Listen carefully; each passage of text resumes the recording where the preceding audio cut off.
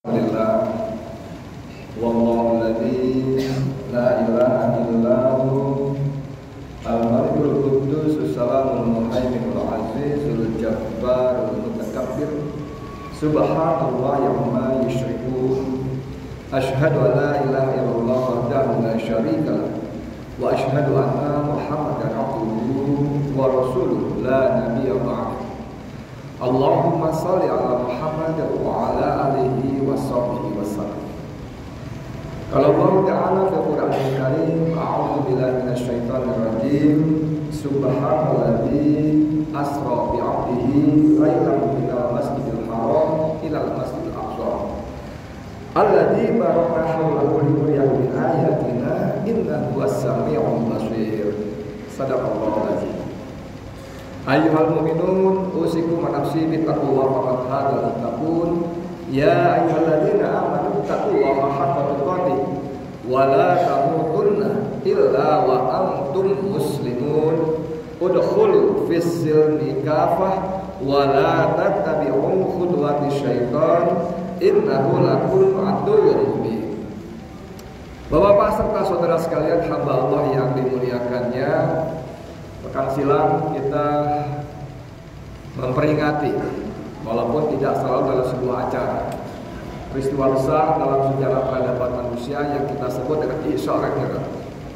Isra Mi'raj dalam pengertian yang kita pahami berdasarkan informasi Al-Quran dan sunnah-sunnah Rasulullah SAW dan para ulama kita adalah perjalanan di waktu malam seorang hamba Muhammad SAW dari Masjidil Haram ke Masjidil Aqsa, kemudian dilanjutkan Mi'raj naik ke langit tertinggi Sidratul Muntaha.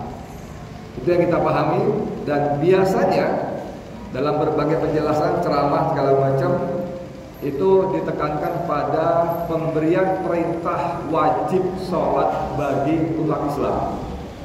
Sampai di sini kemudian bercabang, apakah ketika Allah memerintahkan Nabi Muhammad untuk sholat 50 waktu seperti yang diceritakan sebagian kisah, atau langsung 5 waktu?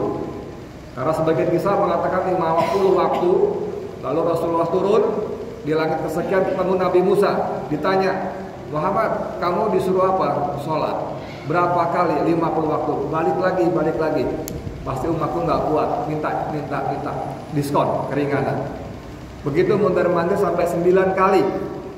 Kemudian terakhir Nabi Musa alaihissalam masih bertanya, balik lagi kurang, itu pasti masih berat. Tapi Rasulullah SAW mengatakan, saya malu, saya tidak mau balik lagi. Nah, ini cerita-cerita seperti ini ada. Walaupun sebagian ulama mengatakan cerita seperti ini adalah cerita-cerita Israiliyat yang tidak jelas sumber-sumbernya. Buat kita tidak terlalu penting, Bapak Saudara hormati. Buat kita yang penting adalah bahwa kita diwajibkan oleh Allah Taala menegakkan salat sehari 5 waktu. Apakah kisahnya dulu didahului dengan 50 kali atau langsung 5 kali, tidak terlalu penting buat kita. Walaupun nanti kalau kita diskusi bisa panjang lebar juga. Nah, tapi Bapak Saudara yang saya hormati, dalam mukadimah tadi saya membacakan surat Al-Isra, surat Bani Israil, surat ke-17 ayat yang pertama. Di sini ada sesuatu yang sebetulnya kata orang Jawa cetok welo-welo. Salah satu tujuan utama dilakukannya Isra Mi'raj Rasulullah SAW. Ayatnya berbunyi, a'udzu billahi minasyaitonir rajim, subhanalladzi asra bi 'abdihi lailan minal masjidil haram ilal masjidil aqsa. Maha suci Allah yang telah memperjalankan hambanya di waktu malam dari Masjidil Haram ke Masjidil Aqsa. Ya. Alladzi barakna haulahu linuriyahu min ayatina. Yang tempat itu kata Allah Taala, kami berkahi sekelilingnya. Mufassirin berpendapat dua tempat itu diberkahi, Masjidil Haram dan Masjidil Aqsa. Allah telah berkahi sekelilingnya. Ini bagian dari doa Nabi Ibrahim alaihissalam ketika Ibrahim alaihissalam berdoa agar Mekah Allah jadikan sebagai negeri yang aman, tentram, penuh barokah. Linuriyahu min ayatina. Ayatnya begitu. Untuk menunjukkan sebagian dari tanda-tanda kekuasaan kami. Innahu sami'ul basir. Innahu huwas sami'ul basir. Sesungguhnya Allah Maha mendengar lagi Maha melihat. Bapak saudara yang saya hormati, saya ingin konsentrasi pada kalimat linuriyahu min ayatina, untuk menunjukkan sebagian dari tanda-tanda kebesaran Allah. Sebagian dalam banyak hadis, kisah dan sebagainya, Rasulullah diceritakan berangkat Isra Mi'raj ditemani oleh Jibril alaihissalam. Dan sepanjang perjalanan Rasulullah ditunjukkan segala macam peristiwa-peristiwa yang menjadi kabar buat kita tentang kejadian-kejadian di hari kiamat kelak. Wahai Jibril, itu apa? Oh, ini begini. Wahai Jibril, itu apa? Oh, itu begitu. Itu semua tanda-tanda kekuasaan Allah. Tapi dalam perspektif sains modern, Bapak bisa bayangkan nggak? Pada 1400 tahun yang lalu, lebih dari 1400 tahun yang lalu, ada sebuah peristiwa perjalanan seorang anak manusia dari Mekah ke Yerusalem yang jaraknya beribu 1200 km lebih, yang jika ditempuh dengan perjalanan unta pada waktu itu bisa memakan waktu 30 hari 40 hari.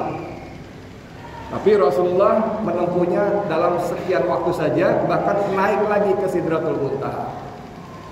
Ini sebuah peristiwa yang sungguh-sungguh dahsyat, yang kita bisa bayangkan hanya bisa terjadi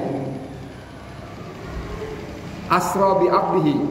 Ada sesuatu Allah yang memperjalankan hambanya.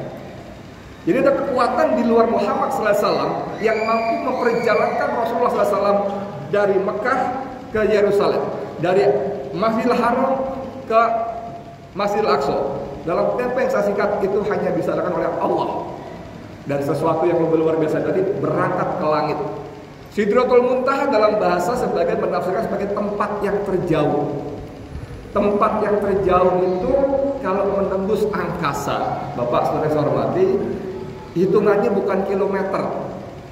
Berapa jarak Jakarta Bogor? Kira-kira 60 km. Berapa jarak Jakarta Bandung? Kira-kira 150 km. Berapa jarak Jakarta Semarang? Kira-kira 560 km. Semua ngomong kilometer. Tapi berapa jarak bumi ke Sidratul Muntaha? Nah, ini persoalan. Ini persoalan. Kalau sains modern menemukan bahwa alam semesta raya itu terus berkembang, seperti balon yang terus berkembang. Dan jarak garis tengah alam semesta raya yang bisa dipantau melalui teleskop paling modern, paling canggih, garis tengahnya dari sini ke sini jaraknya 98 miliar. 98 miliar, bukan kilometer. 98 miliar tahun cahaya. Tahun cahaya. Tahun cahaya adalah jarak yang ditempuh oleh cahaya selama 1 tahun. Jadi kalau kita bicara alam makrokosmos, para astronom menyebut jarak itu dengan tahun cahaya karena begitu jauhnya. Nah, berapa satu tahun cahaya? 1 tahun cahaya adalah jarak yang ditempuh oleh cahaya selama 1 tahun. Dan cahaya bergerak sejauh 300.000 kilometer. 300.000 kilometer per detik, bukan per jam. 300.000 kilometer per detik. Bapak bisa bayangkan, kita naik motor, nggak pakai helm, nggak pakai jaket, 60 km per jam, 80 km per jam, muka kita udah kayak ditampar sama angin tuh, pakpok. Terus sakitnya luar biasa. 100 km nggak pakai helm, nggak pakai, udah luar biasa. Ini ada benda bergerak 300.000 km per jam, per detik. 300.000 km per detik. Jadi 1 tahun cahaya itu cahaya bergerak kecepatan 300.000 kali 60 1 menit kali 60 1 jam, kali 24 1 hari, kali 365 1 tahun. Kalau kita pegang kalkulator, 300.000 kali 60 kali 60 kali 24 kali 365 sama dengan error, nyerah kalkulatornya. Nah, Bapak bisa bayangkan betapa dahsyatnya Allah. Linuriyahu min ayatina. Rasulullah bergerak dengan kecepatan yang jauh melebihi cahaya. Kita diberitahu bahwa Rasulullah Isra Mi'raj dengan mengendari buraq. Dalam bahasa buraq berarti kilat cahaya. Kalau Rasulullah betul-betul mengendarai kendaraan dengan kecepatan cahaya, sampai hari ini Rasulullah belum kembali.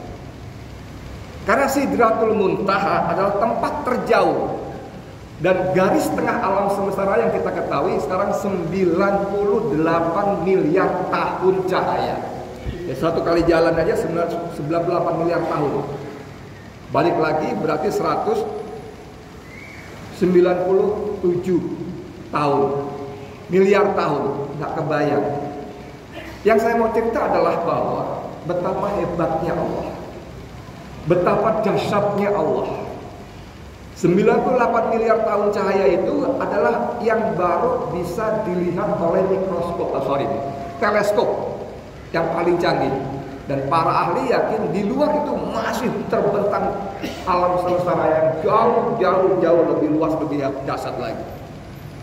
Nah, sekarang kita bayangkan Allah memberikan kita petunjuk akal, dan alhamdulillah Allah berikan kita hidayah iman, sehingga kita menjadi hamba Allah, dan menjadikan Allah sebagai satu-satunya Tuhan. Maka yang saya katakan adalah bahwa marilah kita bangga menjadi hamba dari Allah yang begitu dahsyat luar biasa kemahakuasaannya, kemahasempurnaannya. Jangan sampai kita menjadi makhluk yang bodoh, muslim yang bodoh, menukar Allah sebagai Tuhan dengan yang lainnya, dengan makhluknya. Kalau kita ngomong manusia merdeka, manusia yang merdeka adalah manusia yang tidak menjadi budak, tidak menjadi hamba dari apapun dan siapapun kecuali Allah Subhanahu wa taala saja. Dan Allah memang pantas menjadi Tuhan kita. Di Al-Fatihah kita baca ayat-ayat awal, alhamdulillahirabbil alamin.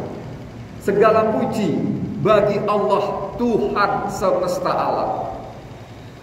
Jadi Allah itu memang pantas dipuji karena Allah Tuhan, pemelihara, pemilik, pencipta alam semesta raya, pantas dipuji.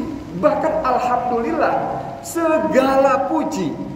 Kalau ngomong segala berarti semua pujian untuk Allah.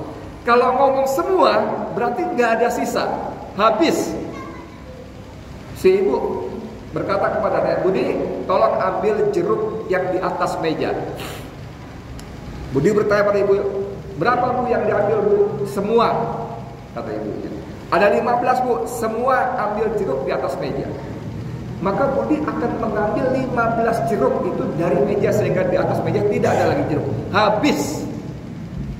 Jadi begitu, alhamdulillahirabbil alamin, segala puji bagi Allah, habis pujian semua milik Allah.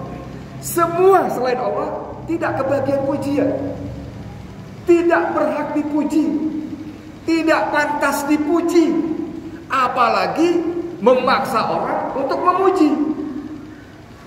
Karena apa? Karena prestasi Allah sungguh-sungguh luar biasa. Allah pencipta alam semesta raya, Allah pemilik, pemelihara, Allah pemilik semuanya.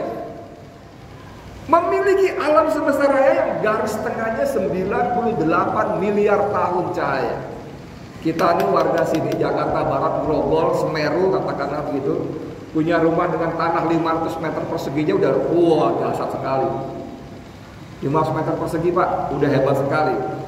Sekarang di Pantai Indah Kapuk ribut, ada sekitar 1.500 hektar laut di Kapling. Itu Said Didu menghitung keuntungannya, satu kapling itu nanti begitu jadi uruk Satu kapling 1 hektar itu keuntungannya 50 miliar rupiah. Partai Indah Kapuk milik Aguan atau Sugiarto Kusuma. 50 miliar rupiah kali 1000 markor, capek kita ngitungnya. Tapi itu di mata Allah sama sekali tidak berarti. Kita ribut berkali-kali ngomong soal Rempang. 17.000 hektar Pulau Rempang dikosongkan paksa oleh pemerintah untuk memberikan perusahaan dari Cina masuk ke situ membangun pabrik kaca. Dikerahkan tentara, polisi, rakyat digebuki dan sebagainya. Untuk 17.000 hektar sudah melakukan begitu banyak kezaliman, penindasan bagi rakyatnya.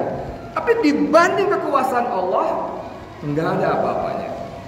Yang saya ingin ulangi Bapak Saudara yang hormati, banggalah kita menjadi hamba Allah. Bukan hamba bagi siapapun dan apapun.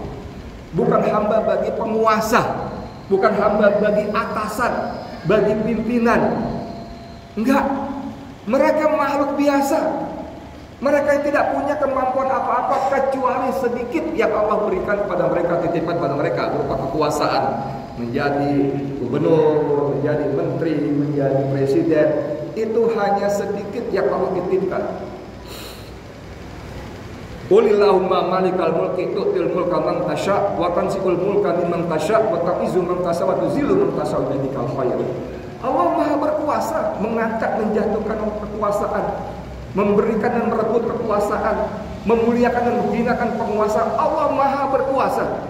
Surat Al-Imran ayat 26. Maha berkuasa.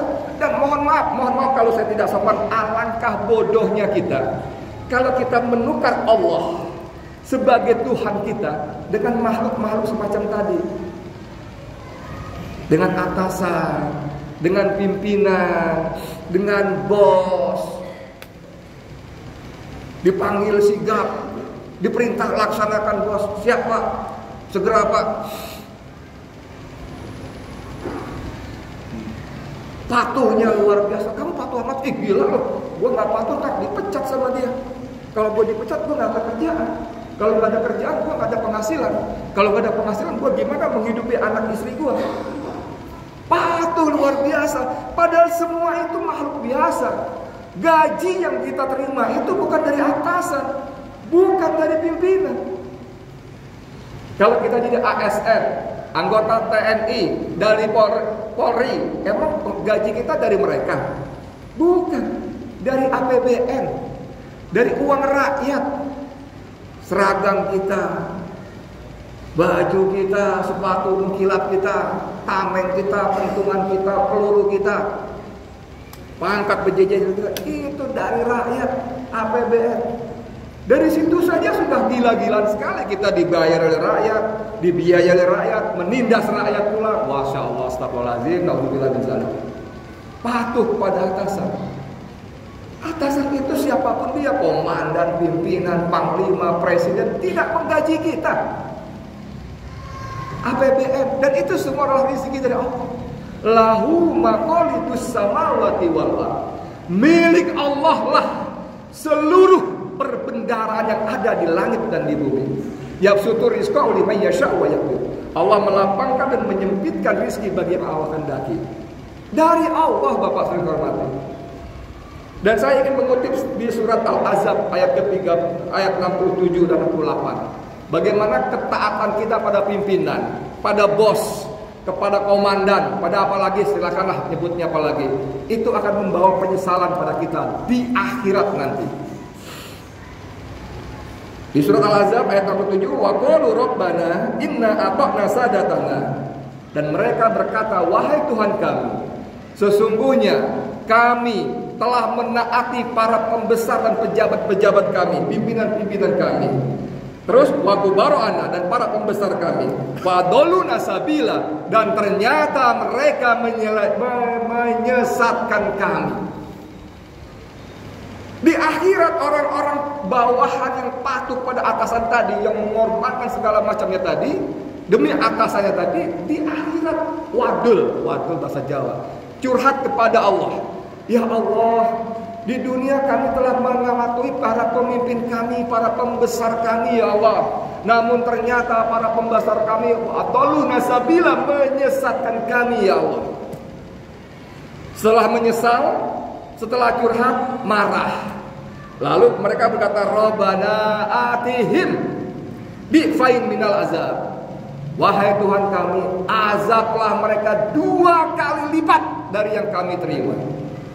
Apalagi wal anhum laknan kabiro, dan laknatlah mereka dengan laknat yang sebesar-besarnya.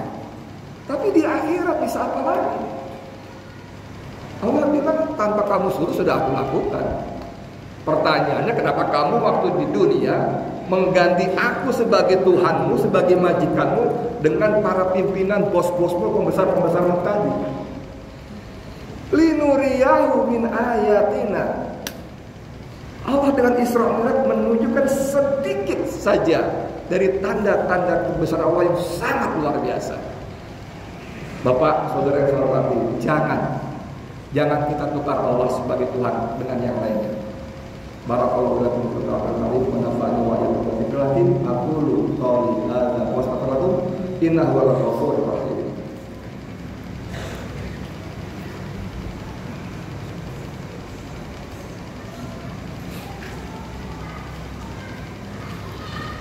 Alhamdulillah waladzi arsala rasulahu bil huda wa dinil haqq liyudhhirahu 'alad dini kullihi wa kafaa billahi shahida. Asyhadu an la ilaha illallah wahdahu la syarikalah wa asyhadu anna Muhammadan abduhu wa rasuluhu la nabiyya ba'dahu.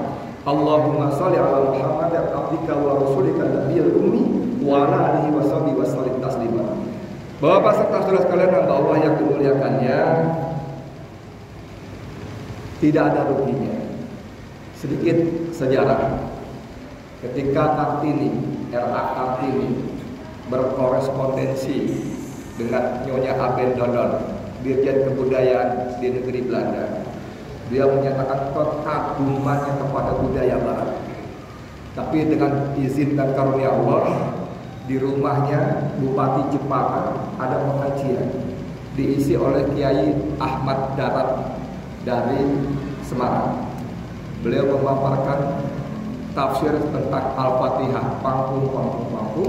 Selesai pengajian, Kartini bertemu dengan Kiai Ahmad Darat. Kiai, betapa dahsyatnya Al-Quran, luar biasa. Selama ini kami tidak boleh mengerti Al-Quran. Al-Quran terlalu suci untuk diterjemahkan pada bahasa Jawa. Bagaimana bisa Al-Quran menjadi petunjuk kalau kami tidak paham? Bla bla bla bla bla. Oke, Allah berikan hidayah. Lalu Kartini menulis surat lagi ke Aben Danon. Namanya Aben Danon. Dia mengatakan, kalau dulu saya kagum, takjub kepada kebudayaan Barat, sekarang cita-cita saya cuma satu, menjadi hamba Allah saja. Masya Allah. Dengan Al-Fatihah Allah berikan hidayah, dibuka dahsyatnya Islam, dahsyatnya Allah, maha besarnya Allah. Dan Kartini punya cita-cita satu saja, menjadi hamba Allah, tidak menjadi hamba yang lain. Kita yang hidup di zaman modern bisa mengakses berbagai macam pengajian, dari mulai YouTube, Google, sampai datang ke majelis. Sungguh sayang sekali kalau kita tukar Allah dengan Tuhan-Tuhan palsu, Tuhan-Tuhan yang tidak punya daya apa-apa. Kalau jalan-jalan saya pakai jam, kemudian teman saya bilang, jamu tukeran sama gua yuk. Jamu apa? Gua beli pasar pagi 30.000. Jamu kayaknya bagus nih. Iya nih, dari teman gua, Rolex, fotonya luar negeri. Berapa harganya? Sekarang kira-kira 2 miliar. Kok 2 miliar? Tukeran sama jam gua yuk. Jam apa? Jam beli pasar pagi buatan Cina 30.000. Lalu Pak, saya bersedia menukar jam 2 miliar saya dengan jam pasar pagi 30.000 rupiah. Maka orang yang mendengar mengetahui cerita ini akan mengatakan, Edi Mulyadi goblok banget. Jam 2 miliar ditukar jam 30.000, goblok banget. Mohon maaf, jangan-jangan kita lebih goblok daripada peristiwa itu, karena kita menukar Allah sebagai Tuhan dengan Tuhan-Tuhan palsu lainnya. Kita mohon ampun pada Allah segala dosa-dosa kita, baik yang lalu sekarang maupun akan datang, dan sengaja maupun tidak sengaja. innallaha wa malaikatahu yusholluna 'alan nabi ya ayyuhalladzina amanu shollu 'alaihi wa sallimu taslima. Allahumma shalli 'ala Muhammad wa 'ala alihi wasallam.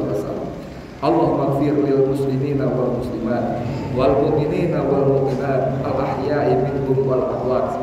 Rabbana zalamna anfusana wa illam taghfir lana wa tarhamna lanakunanna minal khasirin. Rabbana faghfir lana dhunubana wa kaffir 'anna sayyi'atina wa tawaffana ma'al abrar. Rabbana hab lana min azwajina wa dzurriyyatina qurrata a'yun waj'alna lil muttaqina imama. Ya Allah ya Rabb, ampunilah dosa-dosa kami ya Allah. Ampuni dosa-dosa orang tua kami ya Allah.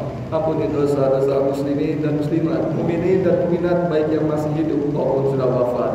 Ya Allah ya Rabb, bantu kami menjaga akidah kami ya Allah. Bantu kami menjaga tauhid kami agar tetap murni dan lurus kepadamu belaka ya Allah. Jangan biarkan kotoran-kotoran kesyirikan mencampuri menodai keikhlasan tauhid kami ya Allah. Karena kami takut ya Allah bahwa syirik adalah dosa yang Kau tidak ampuni ya Allah.